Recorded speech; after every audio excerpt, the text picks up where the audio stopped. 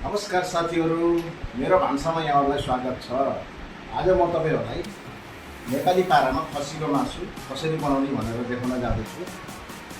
बाँकी कुरा त अब बनाउँदै कुरा गर्दै गरौँला। आउनुहोस् मेरो भान्सामा आज खसीको मासु कसरी बनाउने रेसिपी बुझौँ। मैले यसरी खसीको मासु 1 किलो ल्याएको छु। तपाईँहरूले योभन्दा सानो पिस पनि गराउन सक्नुहुन्छ, किनभने मलाई ठुलो पिस चाहिएको हुनाले मैले यत्रो पिस यो धेरै जस्तो हाम्रो गाउँघरमा के हुन्छ भने हामीहरूले सबै चिज एउटा खसीमा हुने सबै भागहरू हामीले चाहिँ नि सबैलाई बराबर भाग गरिन्छ र तपाईँहरूको चाहिँ नि त्यस्तो पनि आउन सक्छ। तर मैले यो चाहिँ नि अर्डर गरेको मासु भएको हुनाले यसलाई मैले जे मलाई चाहिन्छ त्यति मात्रै मैले पिसहरू लिएको छु। अब हामी यसलाई यसरी धुनपट्टि लाग्छौँ। प्याज मैले अर्ग्यानिक सानो लिएको छु। अब यसलाई म कटिङ गर्न जाँदैछु।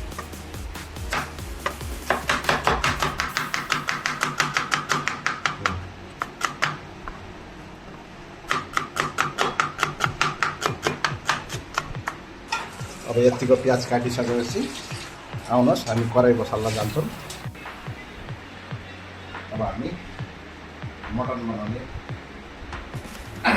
बनाउनतर्फ लाग्छौँ। नेपाली खाना भनिसकेपछि नेपाली खानामा हामीले चाहिँ नि धुलो पाउडरको प्रयोग भन्दा पनि हामीले चाहिँ नि सिङ्गे मसलाहरूलाई या सिलौटामा हुन्छ या मिक्सी जारमा हुन्छ पिसेर हामीले त्यसको चाहिँ नि पेस्ट प्रयोग गर्ने गर्छौँ।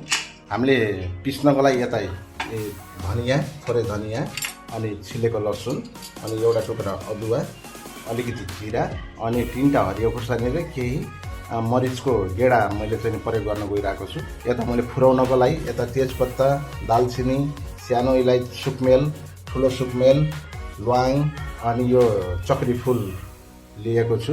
यसरी सिलौटामा हुन्छ या फेरि मिक्सर जारमा राखेर पिसेको हुन्छ, हामीले यस्ता चिजहरू बढी प्रयोग गर्छौँ। यता मेरो कुकर बसालिसकेको छु।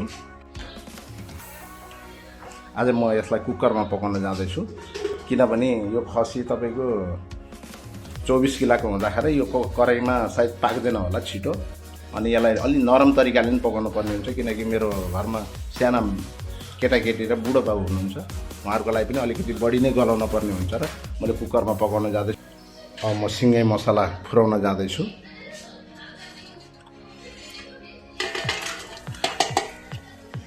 मैले तेल थोरै मात्रामा हालेको छु, किनभने खसीको पनि हल्का बोसो हुन्छ।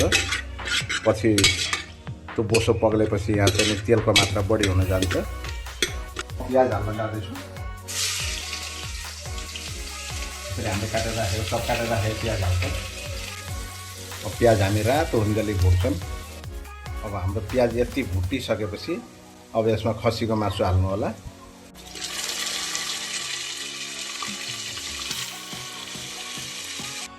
मैले यसलाई एकछिन मजाले भुटेँ। अब यसको पानी सुकाउँछु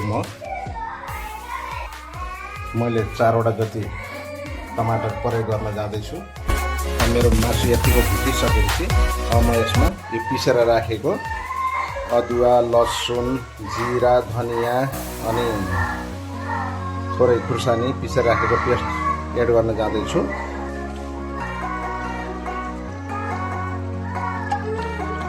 एकछिनसम्म हामीले यसरी त्यो पिसेको मसलामा मजाले भुटेपछि अब यसमा हामी टमाटर एड गर्न जान्छौँ।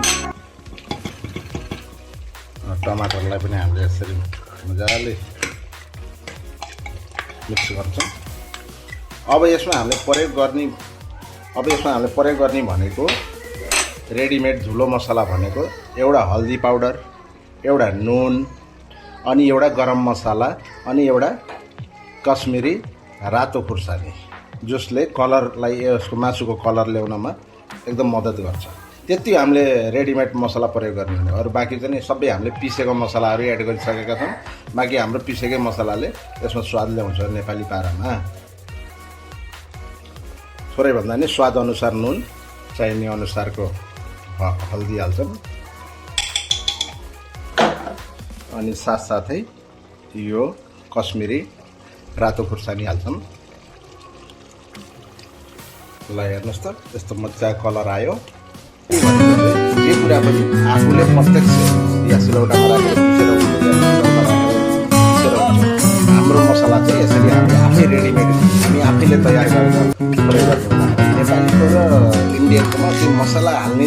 मसला बनाएर हाल्नु दुवैको उस्तै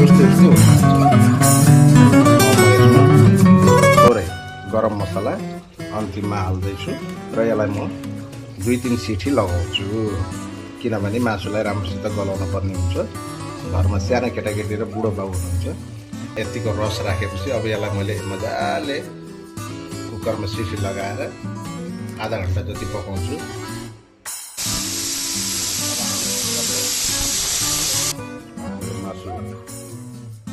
हाम्रो मासु पाकिसकेको छ।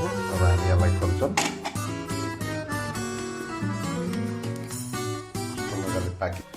कस्तो मजाले बन्यो।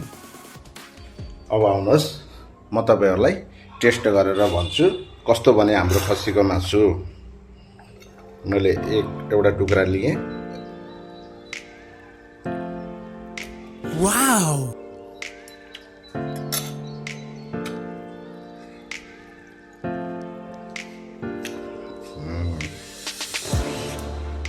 यो हो नि त तरिका।